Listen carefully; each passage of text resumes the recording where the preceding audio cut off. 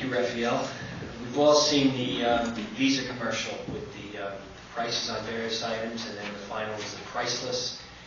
From a developer standpoint, it's really Raphael Pelli is that priceless architect that we've enjoyed a great working relationship with. You can see his enthusiasm and his commitment has really made, as Raphael says, fun in many aspects of the design.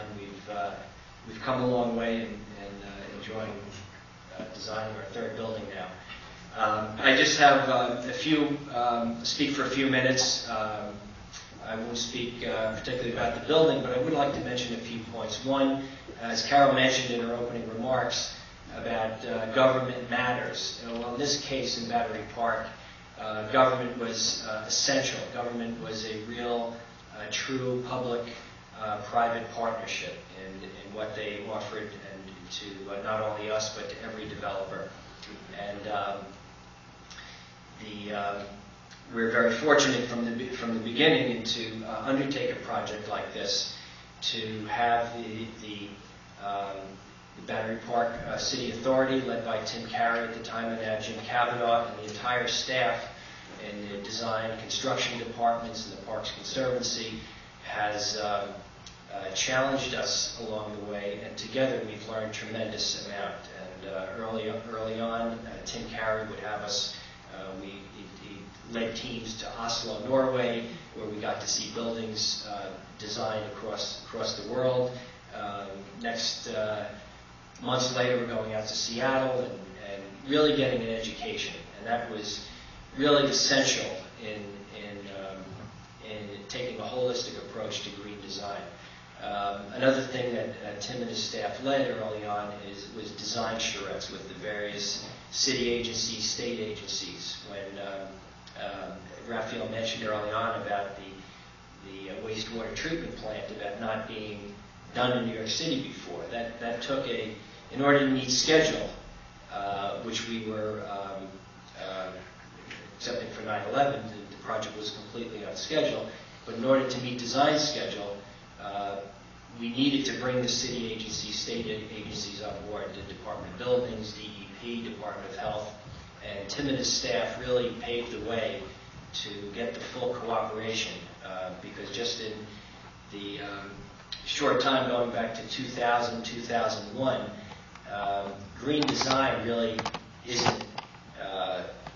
wasn't really a known quantity like it is today. And the next point I'd like to speak about is just the market transformation that we've seen take place. Not only on the construction side, design side, there's been a tremendous increase in product availability and cost of materials coming down, where there's from building systems to photovoltaics. It's no longer a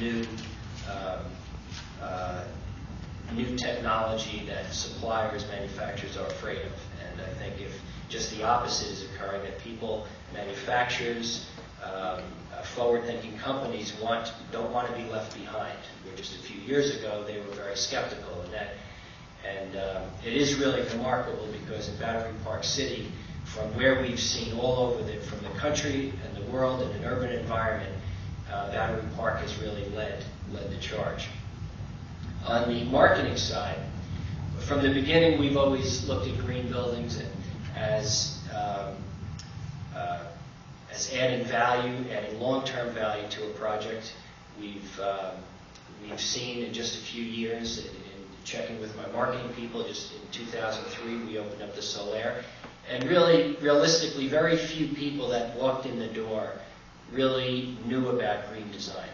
And my leasing people are telling me now on our second project of Rhodesian, which has started movements, that 50 to 60% of the people walking in know about green and have a fair amount of knowledge about it. And from the beginning, we felt that green would bring more value, and we've definitely seen that in our rental projects.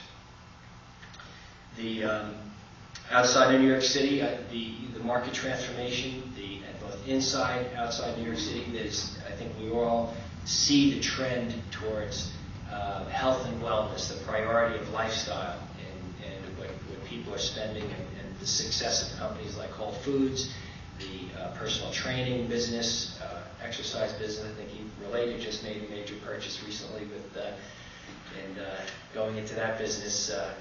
I think developers across the country are moving on with this. Outside New York City, where we are, just completed our first green commercial building on Long Island, and there we see great receptivity to and interest in the commercial tenants in locating their offices in a green building.